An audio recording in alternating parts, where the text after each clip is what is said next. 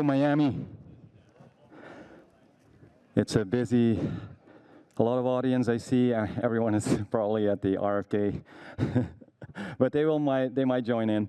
My name is Root, the rational Root. As you can see, I'm a carrot who values its privacy, and I'm fascinated by cycle analysis and on-chain analysis. And I'm going to take you on the journey of Bitcoin's 4-year cycle. As you might know, Bitcoin tends to move in a 4-year cycle. And I'm going to take you back all the way to the Genesis block. So January 3rd, 2009, Bitcoin launched. Bitcoin didn't have a price yet. And I'm going to show you the spiral chart. So to explain, so you all can follow a little bit, one rotation in this spiral represents 4 years. And so that means that we start at the top at 2009, and then one quadrant is a year. So we go from 2009 to 2010, and we keep on rotating. So one rotation is 4 years, and then we keep on rotating till today. So each ring in this spiral represents its dollar valuation, and that is, it goes from $1 to $10 to $100 to the most outer ring, which is $1 million. Now, if we plot Bitcoin's price, we can see it doesn't have a price value yet in 2009, but somewhere in 2010, that price starts, and it starts to spin outwards. Now, those white dots that you can see are the all-time highs that Bitcoin is making. And so it keeps on spinning outwards. We're now in a second cycle. And those big white dots that you can see, those are the cycle all-time highs. So now we get to the third cycle, and we keep on spinning a lot of all-time highs there. And those red dots that you can see, those are the cycle lows.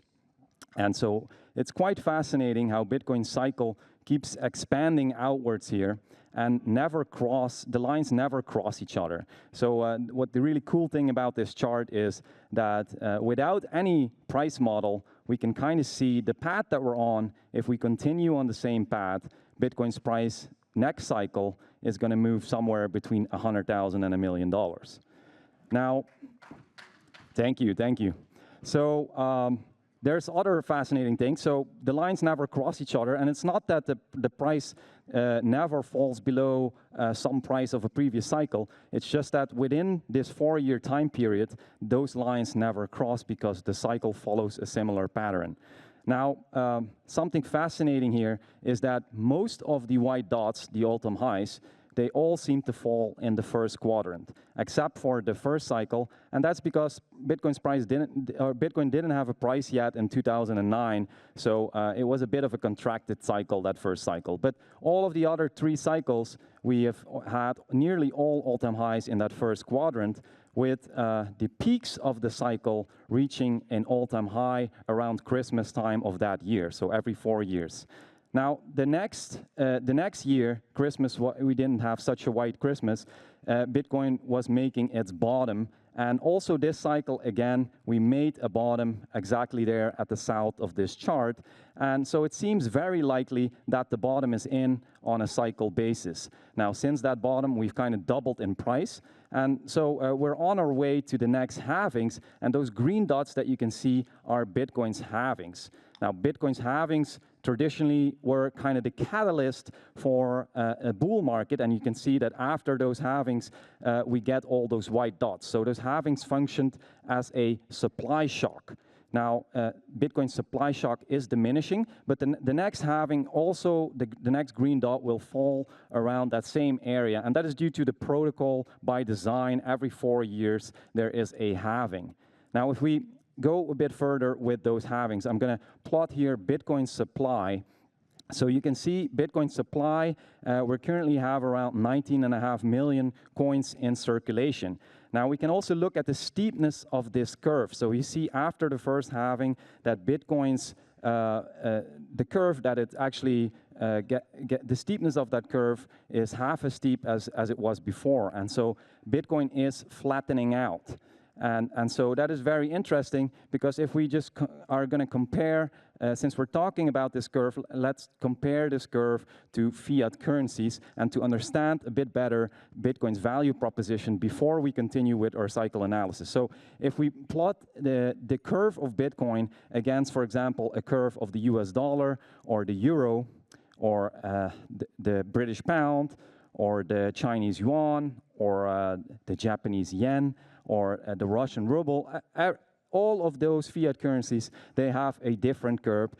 Namely, they are shaped and they go exponential in nature, around 5 to 20% per year. And so their destiny is obviously infinity. So fiat's value eventually, the amount of fiat units will go to infinity, and its value by that to zero. Now, Bitcoin is the only one that stands out with its hard cap of 21 million. And so because Bitcoin flattens out, we literally get an infinite amount of units, so infinity divided by 21 million. So Bitcoin's value proposition is a native internet protocol with this hard cap, digital scarcity, and you can see, but by design, we will go up if measured in fiat currency. Now, to get back to the cycle, so if we again look at Bitcoin supply, it's very interesting because all those coins that are part of Bitcoin's supply, they are actually stored on a public ledger. Now, and with this ledger, all those coins, you can see they are on a blockchain.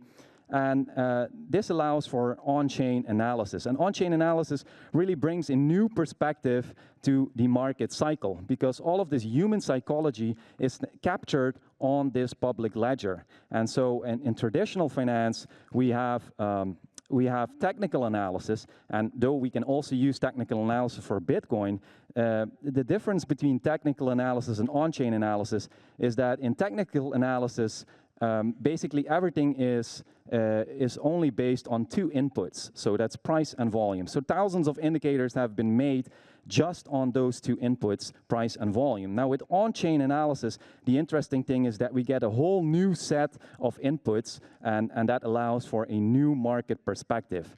Now, so we're going to discuss 3 of them today here, and my time is limited, so I have to rush through all this. I hope you can follow. But we're going to first look at the age of coins. So because coins move on the blockchain, so and there is a 10-minute time between each block. So if Bitcoin moves from through a transaction from a block to another, we can actually measure its age. Now, why is that important? Because if we if we look at the supply now, and we actually just only look at young coins that are in circulation, then we get this view of the supply. Now, if we plot this against the price, and again, those white dots that you can see are the all-time highs, then we see that we have kind of a base load of young supply. And this could be seen as a proxy for demand. So since price is a function of supply and demand, we can see here that we have kind of a base load of demand, that white line, and we have those peaks that go above it. And those peaks, they correlate with these, if you can see these blue areas, these peaks, they correlate with those white dots, the all-time highs that Bitcoin is making. And so it seems that only every 4 years we have a peak in young supply, so new hype basically coming into the market, and then it fades away, and it's kind of part of the market cycle. So the next halving is only a year away, and it's kind of waiting for a new inflow of those young coins, which tends to happen only every 4 years. Now, so this is the demand side of the price function. So if price is a function of supply and demand, we now discussed a proxy for demand. We're going to go to the next on-chain methods that we can use, and that is invested money. So if a coin moves again through a transaction from one block to another, there is actually a sell price and there's a purchase price. And this allows us to actually calculate the money that's invested in Bitcoin. And we can also then make an average purchase price of all Bitcoin. And it's one of the fundamental indicators of on-chain analysis. It's called the realized price. Now, if we plot that realized price into the price chart, that white dotted line that you can see, then only every cycle, the blue areas again, we move, Bitcoin's price moves below that average purchase price. And the meaning of this is that at the moment that the price goes below the average purchase price, then on average, people are at a loss with their Bitcoin holdings. So all people that own Bitcoin, on average, are at a loss on the moments that we are below that realized price, and that is only during a bottom formation of the cycle. Now, we can see that we passed through that blue area, and we're now well above, again, realized price, which is kind of bullish, and we're on our way to the next halving. So again, this confirms that it's likely that the bottom is in, unless we obviously deviate away from the 4-year cycle pattern, perhaps through a recession, that could maybe cause a delay in the cycle of some kind, but for that, we need to view some warning signals. But for now, everything seems to be good. Now, the last one, and I hope you can stick with me here, this is a little more complex, but I'm going to try to explain it by example. So we're going to look at spending behavior on the blockchain. And this is really worth it, so please pay attention. So I have two entities here, or two users of the Bitcoin, the hodler and a trader. And the hodler is a person who just keeps on stacking Bitcoin. He just buys Bitcoin every week, for example, and he keeps on putting it into cold storage. Now, he might spend just that last little bit because he wants to go to the Miami conference. A trader is a lot less reliable. So a trader maybe buys and sells. Maybe he takes on some leverage, and maybe he loses out on a trade. And again, loses some Bitcoin, or maybe he does also purchase a little bit. So, but if by this definition we can see that a hodler, the supply of a hodler is a lot more illiquid than the supply of a trader. Now, we can define this by saying if someone spends less than 25% of their holdings, then that person is a very illiquid person. And if someone spends more than 25% of his holdings, then we can say, okay, this supply is very liquid. It could basically be sold at any moment in time. Now, if we divide our supply into those two categories, then we get the following view, again, which is very interesting. We can see that most of the supply is actually illiquid. So most of the supply is just storing value. Now, this kind of makes sense because if you think about it as Bitcoin as a store of value, then it seems natural that most of the value is just stored. And this is also true in real life, because if you think about all the value in the world, most value is just sitting either in real estate or bonds. It's actually a lot smaller part of all value in the world that's actually moving in liquid. So this is also the case for Bitcoin. And the next interesting thing about this view is that we can look at the actual growth rate of illiquid supply. And if we do that, like pre-halving one, we had around 7,500 coins that were added to the supply issuance, and we only had around 6,000 coins a day that were added to the illiquid supply. Now, the next halving, obviously we had the supply shock, meaning that we only had around half of the coins, so 3,900 coins a day on average added to the circulation, and only 2,700 coins a day were becoming illiquid. Now, in the third halving, again, we have the supply issuance. We go to 1,900 coins a day, and the illiquid supply is only growing on average by 1,000 coins a day. Now, something happened after that third halving, and we went from 1,900 coins a day to 900 coins a day entering in circulation, but illiquid supply kept on growing at a faster pace. It actually became 1,700 coins a day. So it seems like this third halving is kind of an inflection point where illiquid supply is suddenly outpacing new supply issuance.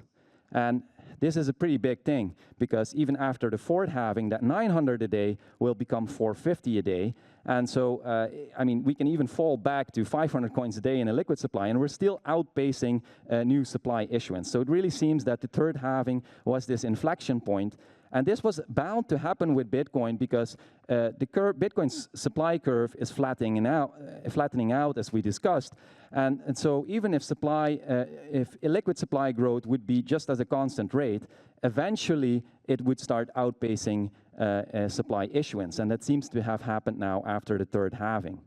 Now, if you think again as price of a function of supply and demand, now we're looking at the supply side. But illiquid supply, we can kind of ignore because it's just value that's stored. It's just Bitcoin that's taken off of the table, and it's just stored in cold storage, and it won't move.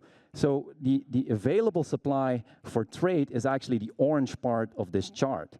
So we can kind of just ignore illiquid supply and look only at the available supply for trade, because this is what, our price is based on a function of supply and demand. This is the supply side. Now, we already discussed the demand side, but here we're looking at the supply side. So we can clearly see the pattern, how Bitcoin is expanding until the third halving. So here, actually, Bitcoin is becoming more abundant. And at the third halving, we kind of top out, and suddenly, since the third halving, Bitcoin is becoming more scarce. And this is such a bullish view. It's like actually a bullish divergence on chain from price, because if we now plot, let's plot price again here. So those white dots again are the all-time highs. And just as an example, I mean, here in 2013, we did about a 40x if you measure from the previous all-time high till the all-time high that we did there, that blue square. And in 2017, we did about a 15x. And in 2021, we did only about a 3x from the previous all-time high till, so from 20K, let's say, to 69K, a little over 3x. And so and if you look at the price chart, you actually see diminishing returns, right? It goes from 40 to 15 to 3. And if you think like about a growing market cap, then you would kind of expect a return that would be less than 3x, probably less next cycle. But the bullish divergence that we see here on chain actually shows that Bitcoin is becoming more scarce. So if we get a similar spike in demand next cycle, as we have seen more or less every cycle, and supply is actually becoming more scarce, then I want to leave you with the thought that perhaps we won't see diminishing returns, but we actually will see a bigger increase in returns in the next cycle. So thank you very much. I hope you enjoyed that.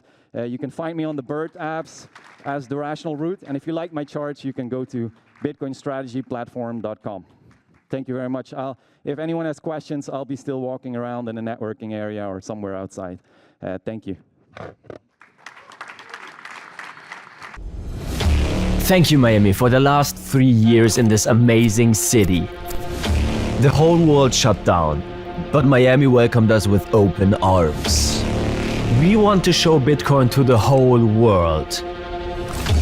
We are taking the conference on the road to set the stage for Bitcoin in a new city.